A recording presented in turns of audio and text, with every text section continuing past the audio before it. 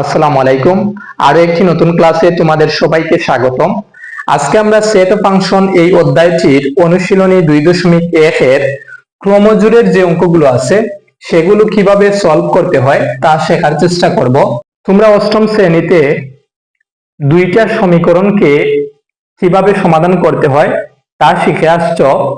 আমরা যে কোনো দুইটি সমীকরণকে চাইলে প্রতিস্থাপন পদ্ধতিতে সমাধান করতে পারি, অপনয়ন পদ্ধতিতে চাইলে সমাধান করতে পারি। এই দুইটি নিয়ম তোমরা অষ্টম শ্রেণীতে শিখে আসছো। আরো একটি নিয়ম আছে, আমরা আর গুণন পদ্ধতিতেও দুইটা সমীকরণকে চাইলে সমাধান করতে পারি। এখানে যে ক্রমজোড় গুলো আছে সেগুলো থেকে আমরা প্রথমত দুইটি সমীকরণ বানানোর চেষ্টা করব, তার পরবর্তীতে আমরা যে কোনো নিয়মে সমীকরণ দুটিকে সমাধান করার চেষ্টা করব। সমীকরণ দুটিকে যদি আমরা সমাধান করি তাহলে আমরা আলটিমেটলি এক্স এবং ওয়াই এর মান পেয়ে যাব। এটি হবে আমাদের কাঙ্ক্ষিত উত্তর। আশা করি সবাই বিষয়টি বুঝতে পারছো। তাহলে চলো আমরা আজকের ক্লাসটি শুরু করে দেই। দেখো তো ক নম্বর প্রশ্নে কি বলা হয়েছে, x - 1, y + 2 = y - 2, 2x + 1 হলে x এবং y এর মান নির্ণয় করো। তাহলে এটাকে আমরা ধরে নিতে পারি বুঝ, এটাকে ধরে নিতে পারি কুটি, এটাকে ধরে নিতে পারি বুঝ, এটাকে ধরে নিতে পারি কুটি। অর্থাৎ এটা হলো x, এটা হলো y, এটা হলো x, এটা হলো আমার y। আমরা বলতে পারি এটা যেহেতু x, এটাও আমার x, রাইট? ক্রমজোড়ের নিয়ম অনুযায়ী আমরা বলতে পারি x - 1 = y - 2, এরকম আমরা বলতে পারি।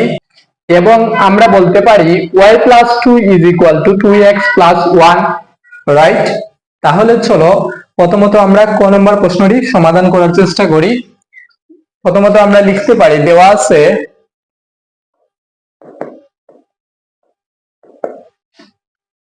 x - 1, y + 2 = y - 2, 2x + 1, right? এরকম ভাবে দেয়া আছে। আমরা ক্রমজোড়ের নিয়ম অনুযায়ী বা নিয়ম অনুসারে আমরা লিখতে পারি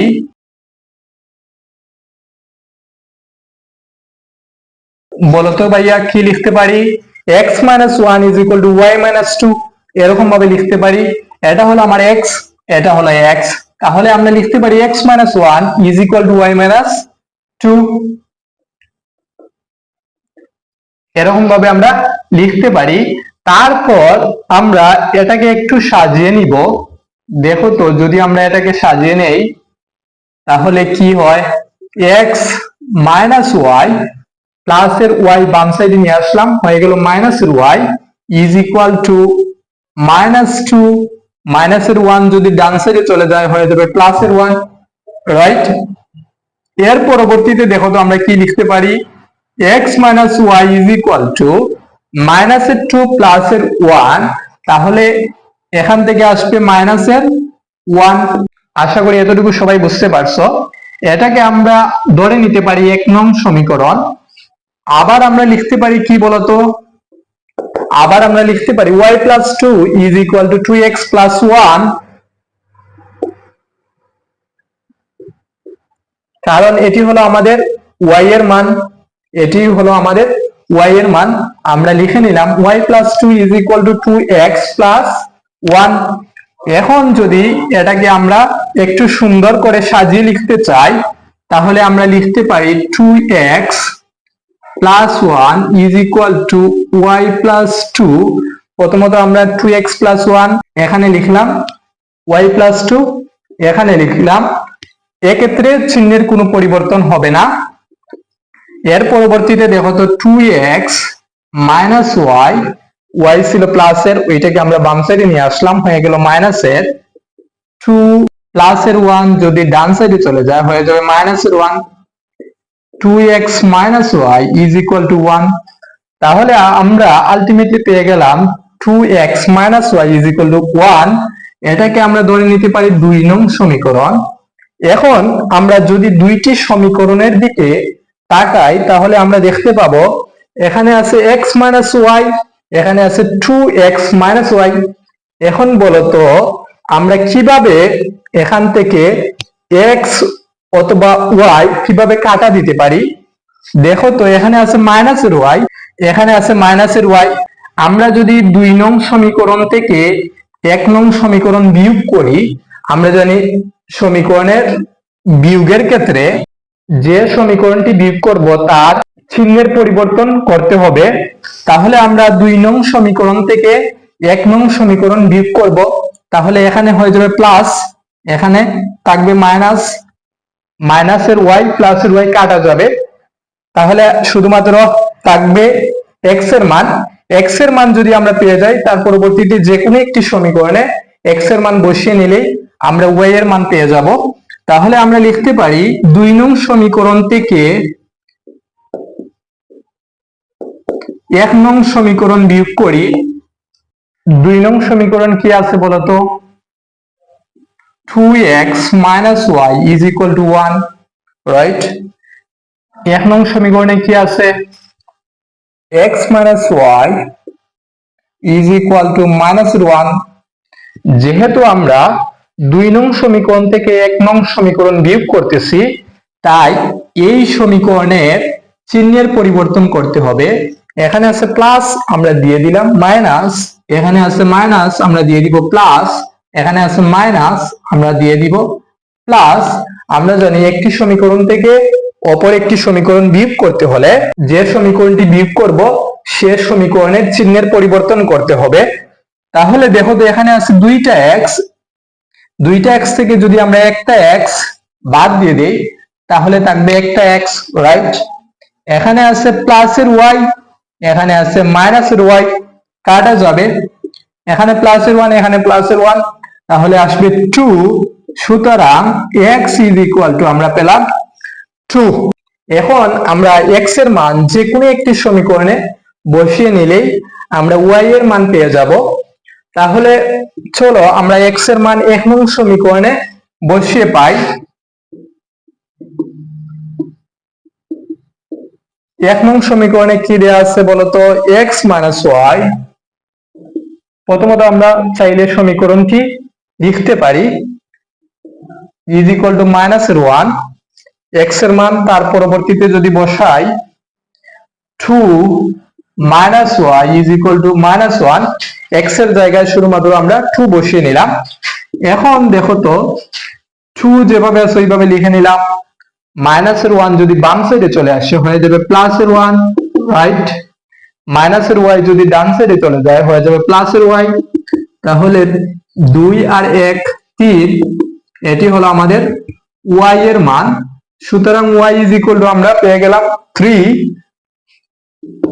সুতরাং নির্ণেয় মান x, y is equal two, x এর মান কত বলতো? 2, 3।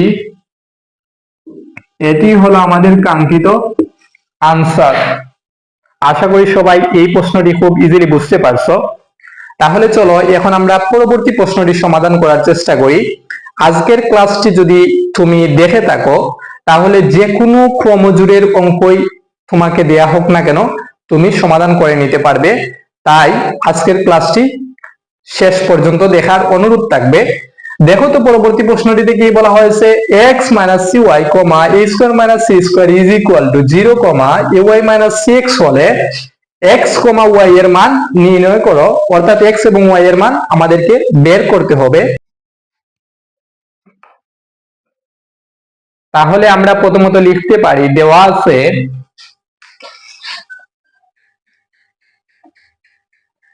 x minus cy, a square minus c square is equal to 0, ay minus cx, right? এরকম ভাবে দেয়া আছে। আমরা ক্রমজোড়ের নিয়ম অনুসারে কি লিখতে পারি বলতো ভাইয়া? ক্রমজোড়ের নিয়ম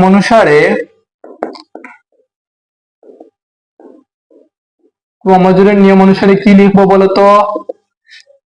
x minus cy is equal to 0 লিখতে পারি। আবার আমরা লিখতে পারি a square minus c square is equal to ay minus cx, right? X minus C Y is equal to 0 এরকম ভাবে লিখতে পারি। এখন আমরা এটাকে ধরে নিতে পারি 1 নং সমীকরণ। আবার আমরা লিখতে পারি a square minus C square is equal to ay minus cx, right? এটাকে আমরা ধরে নিব 2 নং সমীকরণ। এখন বলো তো ভাইয়া কি করব? আমরা এখন 1 নং সমীকরণ থেকে পাই x minus cy is equal to 0। এখান থেকে আমরা x এর মান বের করার চেষ্টা করব। x is equal two cy, অর্থাৎ মাইনাস এর cy ডান সাইডে চলে গেলে হয়ে যাবে প্লাস এর cy। এখন আমরা x কে বাম সাইডে রেখে দিব। x এর সাথে a গুণ অবস্থায় ছিল, যদি পক্ষান্তর করে নেই তাহলে হয়ে যাবে ভাগ cy ডিভাইডেড বাই a, এরকম আসবে। এটাকে আমরা ধরে নিতে পারি 3 নং সমীকরণ। এখন আমরা x এর মান যদি 2 নং সমীকরণে বসিয়ে নেই তাহলে দেখো তো কি আসে। x এর মান 2 নং সমীকরণে বসিয়ে পাই, 2 নং সমীকরণে কি আছে, a square minus c square is equal to ay minus cx, right? যেখানে আমার x আছে সেখানে শুধুমাত্র cy ডিভাইডেড বাই a বসাবো। a square minus c square যেভাবে আছে ওইভাবে রেখে দিলাম। ay minus c into x এর পরিবর্তে কি বসবে বলতো, cy ডিভাইডেড বাই a, এরকম আসবে। a square minus c square is equal to ay minus, এখন দেখো তো এটা যেহেতু লবে আছে তাহলে লবে এবং লবে গুণ হবে, c এবং c যদি গুণ করি আসবে c স্কয়ার, এখানে আছে y ডিভাইডেড বাই a। এর পরবর্তীতে দেখো তো a square minus c square যেভাবে আছে রেখে দিলাম। এখান থেকে আমরা কি করতে পারি বলতো, লসাগু নিতে পারি a। এখন লসাগু লবের সাথে ডাইরেক্ট গুণ হবে, তাহলে a গুণ হলে a স্কয়ার y মাইনাস এখানে আসবে c square y, a divided by a, তাহলে এখান থেকে আসবে 1, 1 এর সাথে c স্কয়ার y যদি গুণ করি তাহলে আসবে c স্কয়ার y। এখন আমরা আর গুণন করে নিব, a দ্বারা a square minus c square কে গুণ করব, তাহলে আমরা লিখতে পারি a into a square minus c square is equal to, এখানে মনে মনে কত আছে 1 আছে, অর্থাৎ a square minus c square এর নিচে হরে আছে 1, 1 এর সাথে a square y minus c square y যদি গুণ হয় তাহলে a square y minus c square y আসবে, রাইট?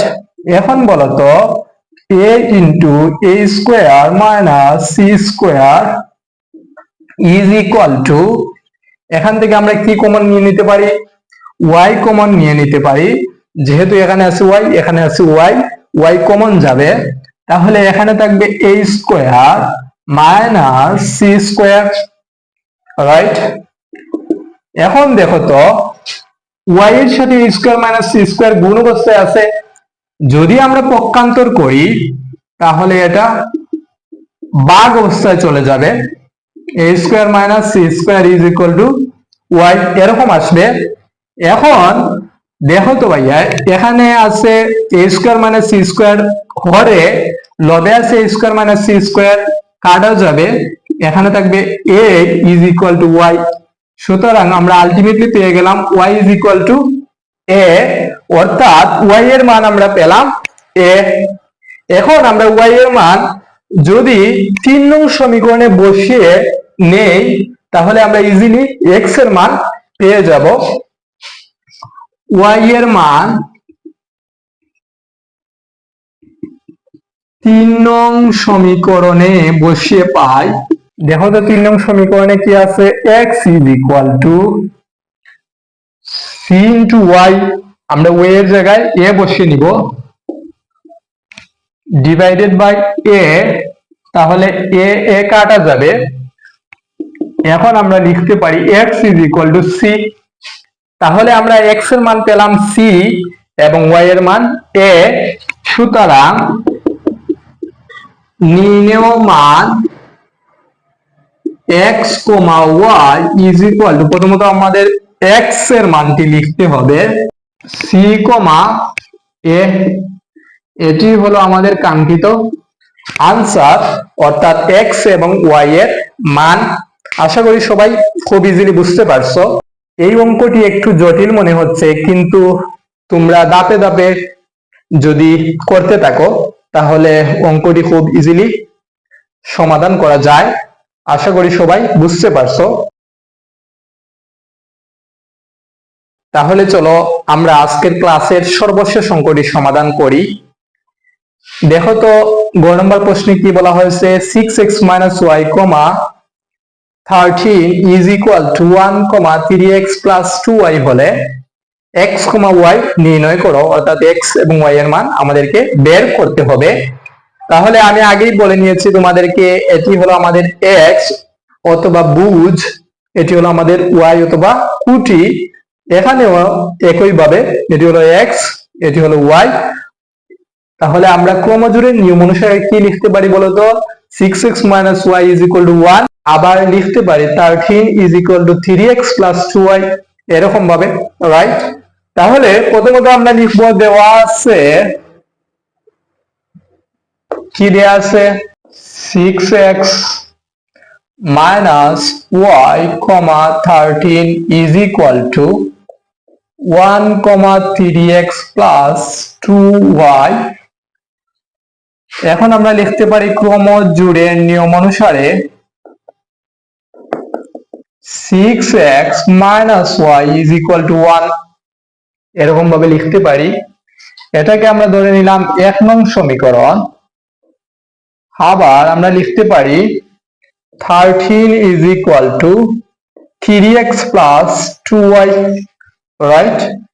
এখন আমরা এটাকে যদি একটু সাজিয়ে নেই, 3x plus 2y is equal to 13, এরকম ভাবে লিখতে পারি।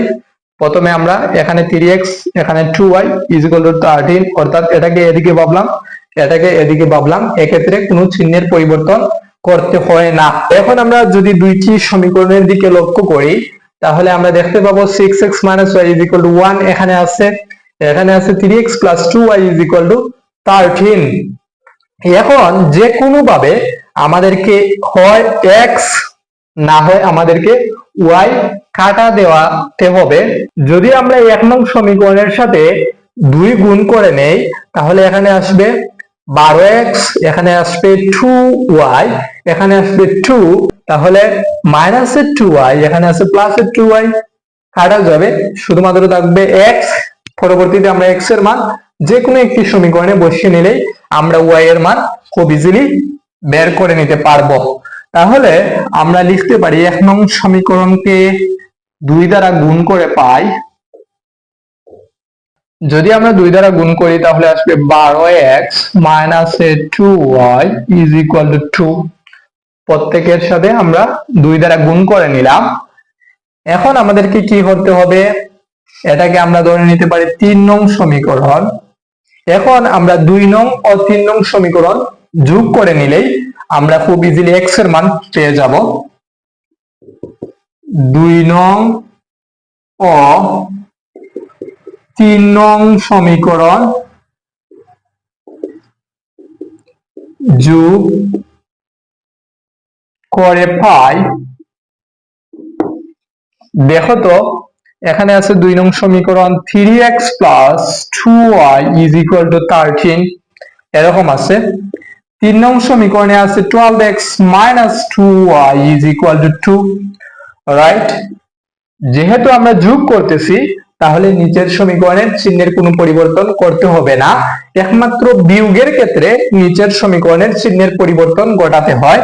তাহলে দেখো তো এখানে আছে মাইনাসের 2y, এখানে আছে প্লাসের 2y, কাটা যাবে, রাইট?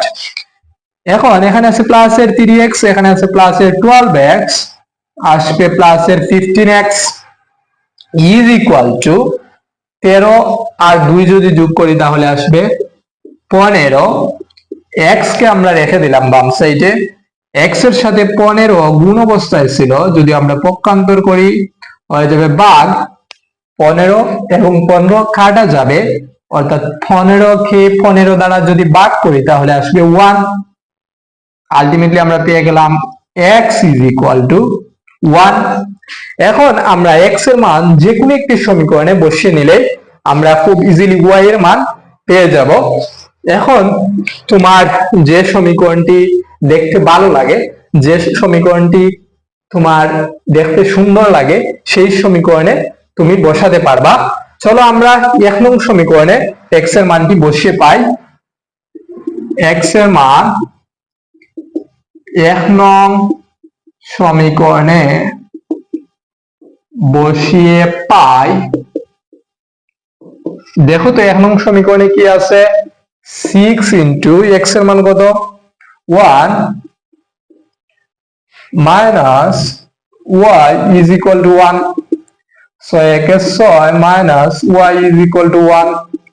এখন আমরা ক্যালকুলেশনের সুবিধার্থে 6 মাইনাস 1 রাইট, y কে আমরা ডান সাইডে নিয়ে যাব, হয়ে যাবে প্লাস এর y।